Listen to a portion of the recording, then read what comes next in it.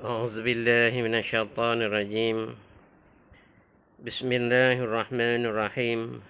الحمد لله رب العالمين والصلاة والسلام على سيدنا محمد وعلى آله وصحبه أجمعين.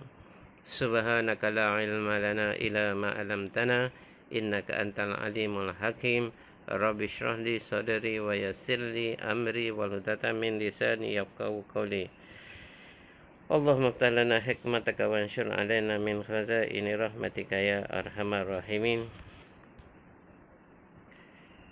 Tafsir Al-Quran Ahmad Suhaji bin Muhammad, ayat 163 hingga 171 menceritakan bagaimana Allah yang maha berkuasa dan maha menentukan. أعوذ بالله من الشيطان الرجيم. بسم الله الرحمن الرحيم. وإلهكم إله واحد لا إله إلا هو الرحمن الرحيم. Ayat 163. Tuhanmu, Tuhan yang Esa, tiadalah Tuhan melainkan Dia yang pengasih lagi penyayang.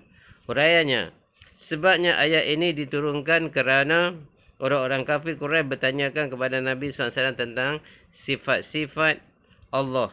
Mereka hendak tahu apakah Allah itu seperti berhala-berhala mereka yang berbilang-bilang banyaknya itu.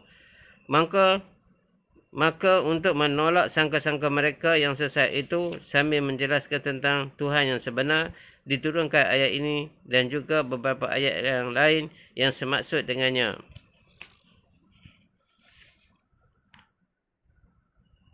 Di antara ayat-ayat yang terkandung di dalam surah Al-Ikhlas, Qul huwallahu ahad, Allahus samad, lam yalid wa lam yulad, wa lam yakul lahu kufuwan ahad.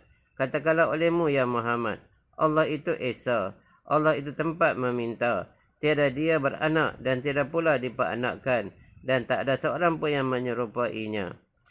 Maksud Tuhan yang Esa di sini ialah tidak berbilang-bilang, tidak dapat dipadankan dengan lain zat ketuhanan, tidak dapat diserupakan perbuatannya dengan perbuatan makhluk, dan tidak boleh diserupakan sifatnya dengan sifat-sifat makhluk. Jadi Allah itu ialah Tuhan yang Esa pada zatnya, Esa pada perbuatannya, dan Esa pada sifatnya. Dia adalah Tuhan yang bersifat Ar-Rahman, pengasih kepada hamba-hambanya dengan mengurniakan nikmat-nikmat yang tiada terhingga. Bersifat Ar-Rahim, penyayang dengan mengatur segala nikmatnya sehingga merata ke semua makhluknya. Inna fi khalqis samawati wal ardi wa ikhtilafil laili wan nahari wal fulki allati tajri fil bahri bima yanfa'unna سَوَمَا أَنزَلَ اللَّهُ مِنَ السَّمَاءِ مِنْ مَاءٍ فَأَحْيَا بِهِ الْأَرْضَ بَعْدَ مَوْتِهَا وَبَثَّ فِيهَا مِنْ كُلِّ دَابَّةٍ وَتَصْرِيفِ الرِّيَاحِ وَالسَّحَابِ الْمُسَخَّرِ بَيْنَ السَّمَاءِ وَالْأَرْضِ لَآيَاتٍ لِقَوْمٍ يَعْقِلُونَ. Ayat 164. Sesungguhnya di dalam kejadian langit dan bumi, perbezaan malam dan siang, kapal yang berlayar di lautan, membawa barang-barang yang berfaedah bagi manusia, dan air hujan yang Allah turunkan dari langit, maka dihidupkannya bumi yang telah mati dengan air itu, dibiarkannya di atasnya bermacam-macam binatang, ditiupkannya angin dan awan yang berjalan di antara langit dan bumi. Sesungguhnya segala yang tersebut itu menjadi bukti di atas keesaan Allah bagi kaum yang berakal. Huraian ayat 164. Ada diceritakan bahawa ketika Nabi Muhammad mengatakan, Wa ilahukum ilahu wahid, Tuhan kamu itu Tuhan yang Esa, orang-orang Quraisy meminta satu bukti kalau baginda orang yang benar, kerana mereka berasa sangat ajaib bagaimana Tuhan itu hanya satu, padahal mereka ada mempunyai berhala sebanyak 360 buah terletak di sekeliling Kaabah sebagai Tuhan mereka. Maka untuk menjelaskan tentang keesaannya itu, Allah telah menurunkan ayat ini yang maksudnya menyuruh manusia yang berakal menggunakan fikirannya dengan sebaik-baiknya untuk memikirkan 8 macam perkara yang terkandung di dalamnya. Sehingga kelak akan didapati bukti nyata bahawa Tuhan yang sebenarnya itu ialah Allah yang Maha Esa. Pertama, manusia disuruh melihat pada kejadian langit dan bumi di mana langit itu berbilang-bilang dan bumi hanya satu mengikut susunan ayat ini. Langit mempunyai berbagai-bagai jenis setiap satunya. Berlainan unsurnya dengan yang lain. Sedang bumi hanya satu. Sekalipun berlapis-lapis adalah dikirakan satu jua, iaitu tanah. Adapun tanda-tanda bukti-bukti keesaan Allah jelas dan nyata jika manusia memperhatikan kejadian-kejadian langit itu. Berapa jaraknya, betapa tingginya terbentang di angkasa. Dengan tidak pula ada tempat pergantungannya. Kelihatan di sana matahari, bulan dan bintang. Kemudian jika diperhatikan pula kejadian bumi berbentuk bulat, betapa luas dan lebarnya. Ada lautan dan daratan, bergunung, bersungai serta berhutan. Ada pula permata dan benda galian, yang mana semuanya kejadiannya itu membuktikan penciptanya adalah satu. Kedua, manusia disuruh melihat pada kejadian perbezaan malam dengan siang sebagai bukti keesaan Allah.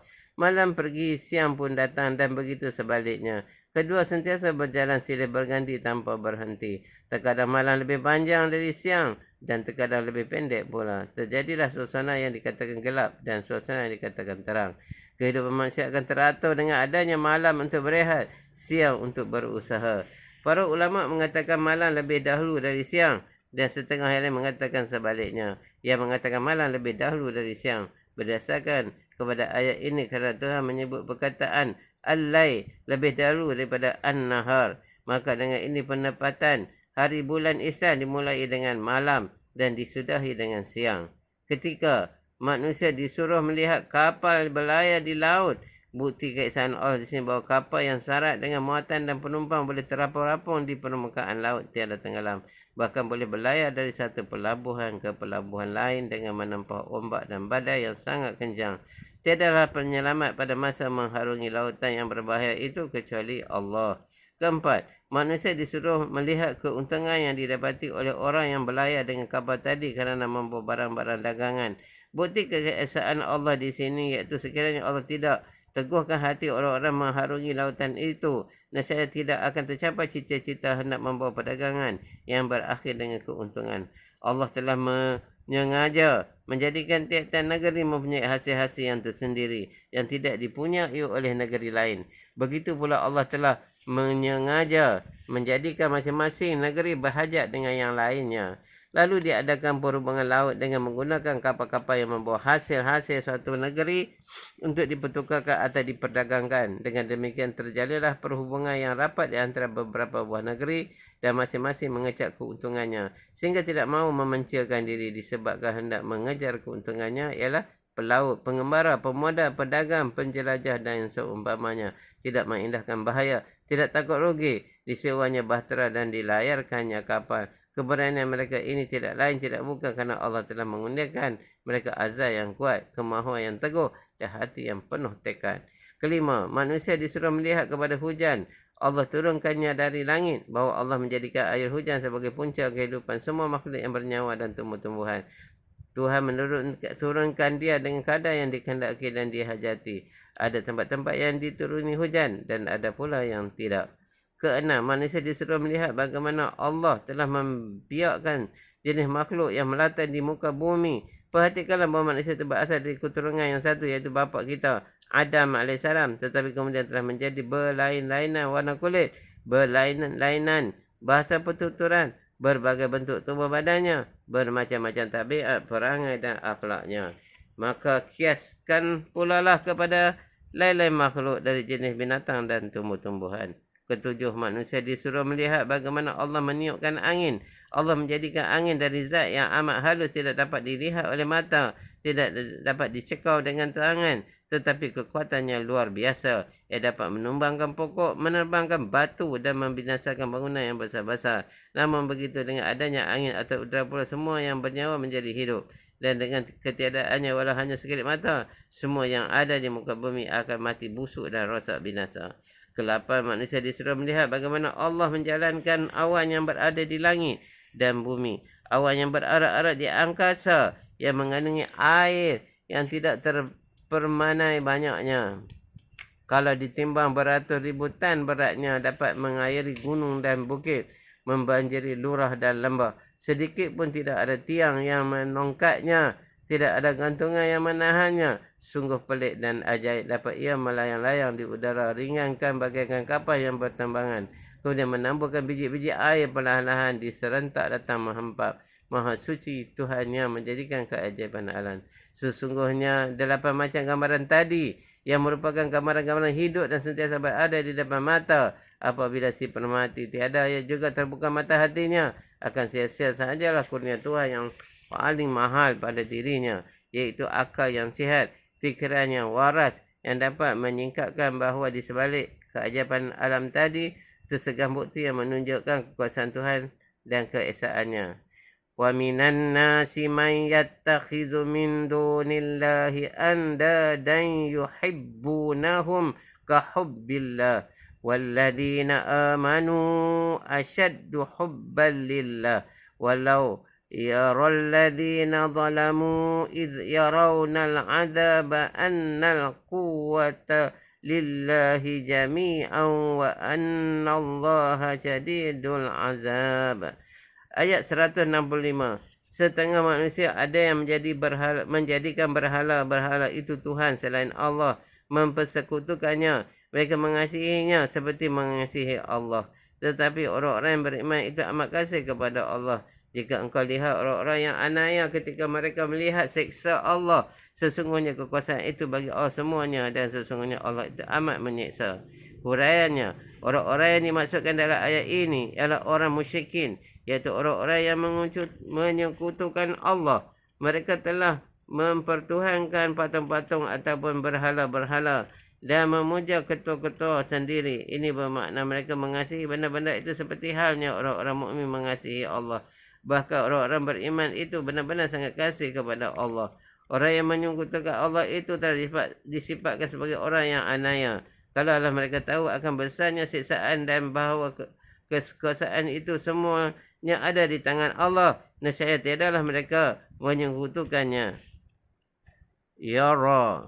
Menurut tafsir Al-Jalalin ditakwilkan tubsiru ya Muhammad, artinya engkau lihat ya Muhammad. Iz tabarra alladhina tubi'u min alladhina taba'u wa ra'ul azaba wa taqatta'at bihimul asbab. Ayat 166. Ingatlah ketika berlepas diri orang-orang yang diikut, ketua-ketua daripada orang-orang yang mengikut, ketika mereka itu melihat siksa Allah, dan telah putuslah daripada sebab-sebab pertalian. Wa qala alladhina ittaba'u law anna lana karratan fanatabarra'a minhum kama tabarra'u minna kadzalika yurihimullahu a'malahum hasaratin 'alaihim wa ma hum bikharijina minan nar. Ayat 167. Berkata orang-orang yang mengikut, kalau sekiranya kami kembali lagi ke dunia, berlepas diri pula kami daripada mereka sebagaimana mereka berlepas diri daripada kami. Begitu Allah memperlihatkan usaha mereka yang merupakan penyesalan-penyesalan di atas diri mereka, dan tiadalah mereka keluar daripada api neraka. Huraian ayat 166, 167.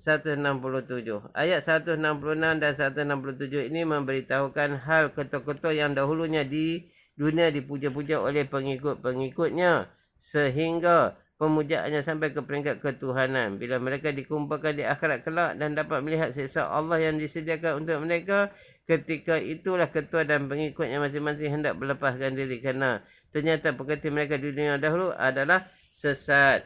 Mereka saling tuduh-menuduh di antara kedua ketua syaitan yang dipuja dengan pengikutnya manusia yang memuja. Saling benci-membenci dan saling bermusuh-musuhan, sehingga putuslah hubungan tali kasih sayang antara mereka yang dahulunya di dunia terjalin sangat erat. Orang yang paling menyesal pada waktu itu ialah orang yang menjadi pengikut tadi. Mereka telah tertipu oleh bujukan kota-kota mereka yang telah berlepas diri tidak mahu bertanggungjawab. Pada waktu itulah keluar kata-kata penyesalan mereka. Kalau sekiranya kami kembali ke dunia, kalaulah dapat, nescaya berlepas diri pula kami daripada mereka sebagaimana mereka berlepas diri daripada kami. Tetapi apakah daya, begitulah Allah akan memperlihatkan kepada mereka sesat tak putus dan tak akan dapat lagi keluar dari neraka. Ya ayuhan nasu kulu mimma fil ardi halalan tayyiban wa la tattabi'u khutuwatis syaitan innahu lakum aduwwum mubin. Ayat 168. Hai sekalian manusia, makanlah olehmu makanan yang halal lagi enak yang kamu perolehi di atas bumi. Dan jangan kamu ikut langkah-langkah syaitan, kerana syaitan itu seteru yang nyata bagi kamu. Maksudnya Allah menyuruh manusia memakan makanan yang halal dan enak rasanya, iaitu yang tidak mendatangkan mudarat kepada kesihatan tubuh badan dan tidak pula merosakkan kesucian rohani ataupun menghilangkan rasa kesopanan. Janganlah memakan makanan yang diharamkannya seperti bangkai binatang yang mati dengan tidak disembelih, darah, nanah, daging babi dan binatang-binatang yang disembelih atas nama berhala, bukan atas nama Allah. Kemudian janganlah mengikut langkah-langkah syaitan, godaannya, kerana syaitan itu terang-terang memusuhi manusia disebabkan dahulunya telah terhalau dari syurga kerana takabur dan sombongnya dengan menurut perintah Tuhan supaya tunduk kepada Allah. Nabi Adam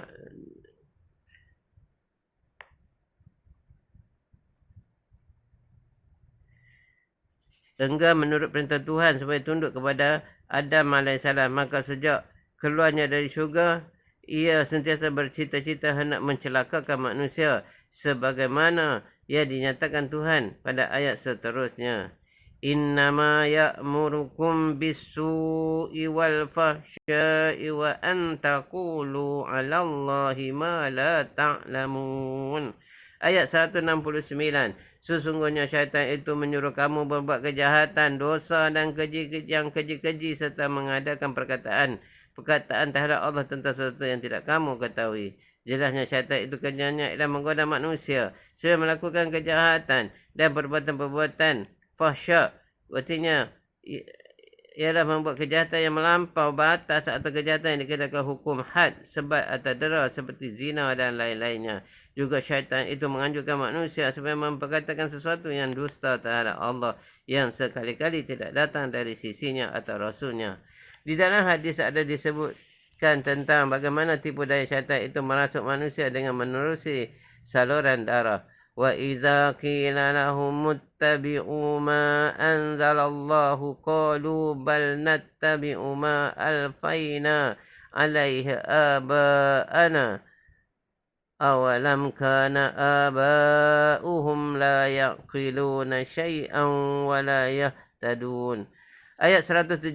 Apabila dikatakan orang kepada mereka, ikutlah perintah yang diturunkan Allah, maka jawab mereka, bahkan kami mengikut apa-apa yang kami peroleh daripada orang tua-tua kami, sekalipun bapa-bapa mereka tidak memikirkan sesuatu dan tidak mendapat petunjuk. Huraiannya, ayat ini lanjutan dari ayat-ayat sebelumnya. Ada apa yang dimaksudkan dengan orang-orang yang disuruh mengikut perintah itu, iaitu orang-orang menjadikan patung-patung itu sekutu bagi Allah.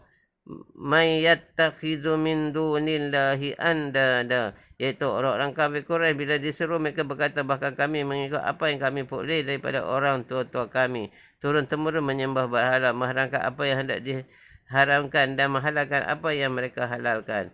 Kata Ibnu Abbas radhiyallahu anhu, Rasulullah SAW telah menyeru orang-orang Yahudi masuk Islam.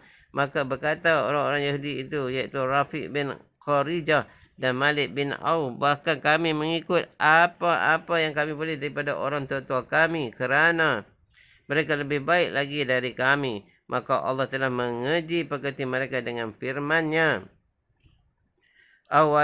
awalau kana aba'uhum la yaqiluna syai'an wa la yahtadun. Hairan sungguh, adakah begitu gayanya mereka masih mengikut bapa-bapa mereka, sekalipun bapa-bapa mereka itu jahil dalam hal agama, semata-mata yang diketahui hal dunia sahaja, dan tidak pula mereka itu mendapat petunjuk ke jalan yang benar. ومثل الذين كفروا كمثل الذي ينعق بما لا يسمع إلا دعاء ونداء صم بكم عمي فهم لا يعقلون. Ayat 171, dan dimisalkan orang-orang yang kafir itu seperti pengembala yang memanggil binatang ternak yang tidak mendengar melainkan panggilan dan suara saja. Mereka itu pekak, bisu, buta, sedang mereka tidak berakal. Huraiannya, orang-orang yang kafir itu bila didatangkan seruan agama ke atas mereka, tak ubahnya seperti mereka itu seperti binatang ternak yang tidak memahami apa yang disuruhkan oleh seorang pengembala. Pengembala yang dimisalkan oleh Allah dalam ayat ini ialah Rasulullah SAW, dan binatang ternak itu pula inilah orang-orang kafir. Dapatkah binatang memahami suara orang dan mengerti apa katanya? Tentu tidak. Yang dapat didengarnya hanyalah panggilan dan suara semata-mata. Maka itu pekak, bisu dan buta, seolah-olah seperti binatang yang tidak berakal. Allah mengaji pekerti mereka disebabkan tidak mahu mendengar surat agama, seolah-olah seperti orang pekak, tidak mahu menuturkan kenyataan yang jelas benarnya, seolah-olah seperti orang bisu, dan mereka tidak mahu melihat jalan yang lurus lagi sejahtera, seolah-olah seperti orang buta. Wallahu a'lam. Mudah-mudahan apa yang kita baca dan dengar mendapat taufik dan hidayah daripada Allah untuk kita amal dan kita sampaikan. Bismillahirrahmanirrahim. Subhanakallah bihamdihi, subhanakallah wa bihamdika, asyhadu an la ilaha anta, astaghfiruka wa atubu ilaik. Allahumma inni stauda'tuka ma qara'tuhu fardudhu ilayya indaka hajati ilaihi. Allah, ya Tuhanku, sesungguhnya aku titipkan, simpankan kepadamu apa-apa yang telah aku baca, dan kembalikanlah ia kepadaku ketika aku berhajat kepadanya, memerlukannya. Amin.